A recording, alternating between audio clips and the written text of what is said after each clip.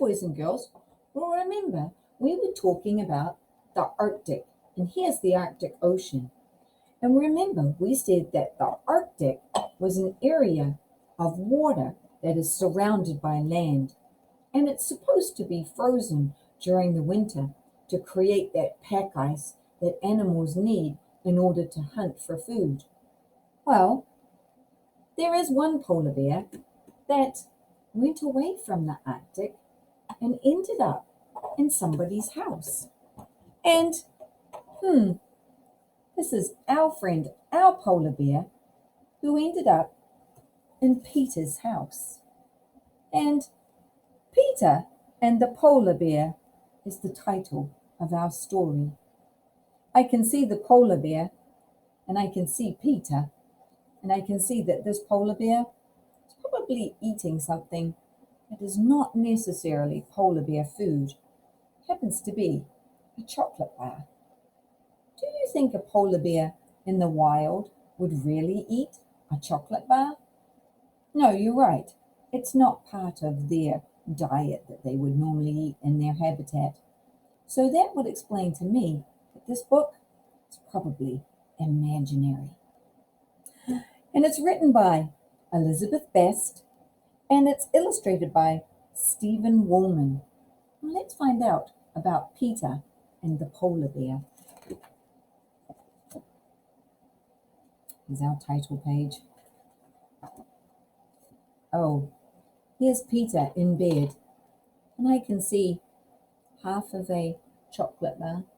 I can see a snow globe with a polar bear in it, and I see this shadow. That shadow tells me that perhaps somebody is standing in the doorway. Who ate my chocolate bar? Asked Matilda. Perhaps it was a polar bear, said Peter. Don't you get smart with me, said Matilda with a glare.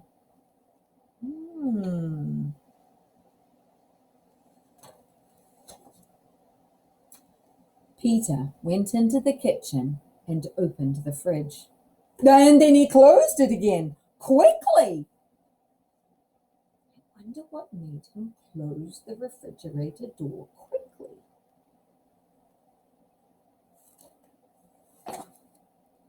Peter thought for a moment, and then he opened the door again. Shut the door, bellowed the bear.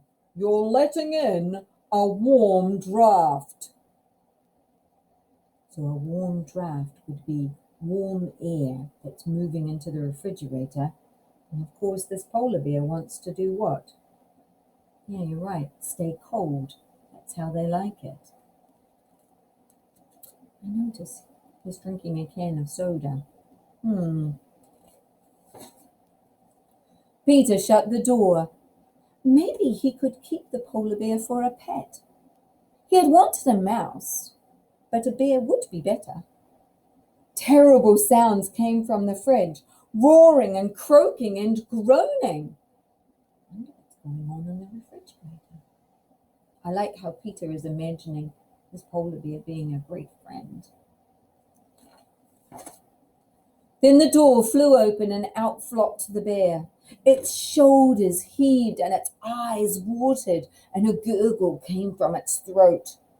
The bear was choking. I wonder what he's choking on.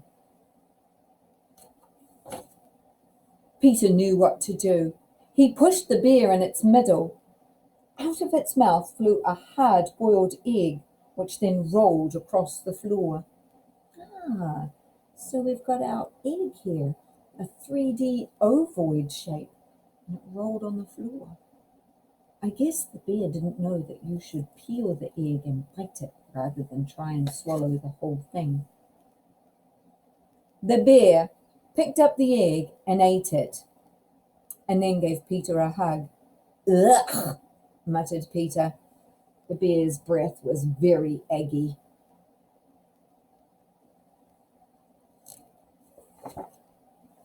I'd like to keep you for a pet, declared the bear.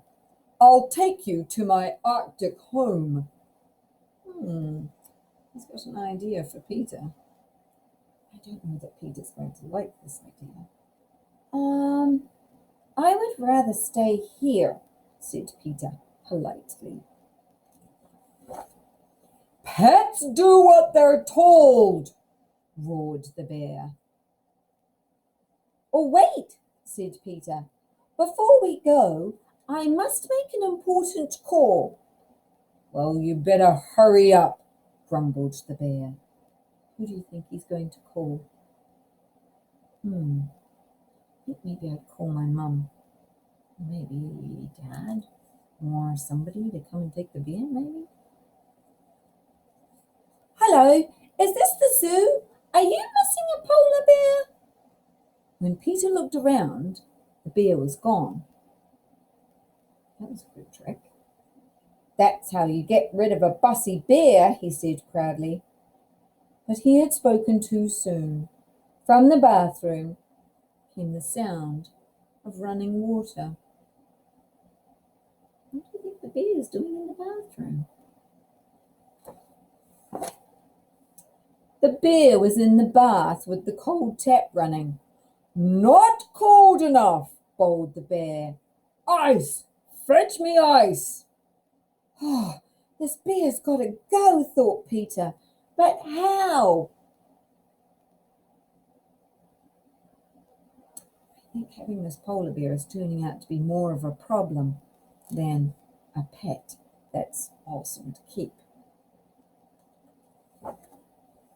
Peter went back into his bedroom thinking, and then he said very loudly, Just wait until my big sister Matilda sees this mess.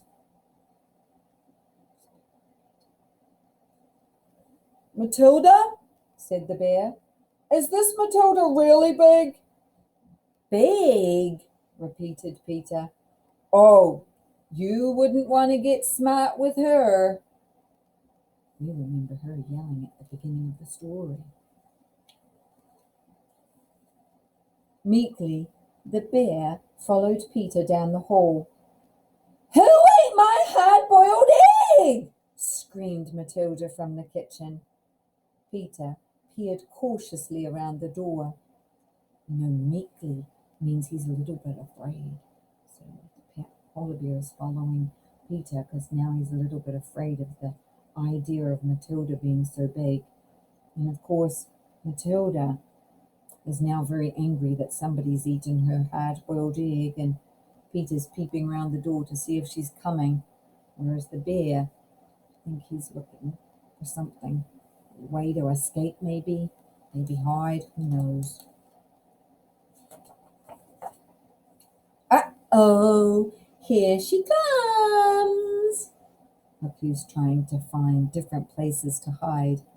Doesn't fit in the drawer. It's not very good under the lamp. It's not very good with the picture frame or under the bed. But he does look excited about something on the dresser drawers. I suppose you'll say it was a polar bear. Where do you think the bear is hiding? Can you figure it out? Well, boys and girls, I want you to think about if you found a polar bear in your refrigerator. What would you do with the polar bear from your refrigerator? Would you want to keep it as a pet? Or maybe you would want to go to the Arctic and take him back home. Or maybe to a zoo. Or maybe you would try and go on an adventure. I don't know. Think of what you would do if you found a polar bear in your refrigerator. Oh, thank you. Maybe I'll keep this polar bear as a pet. I'll have it as a friend. What would you do with a polar bear?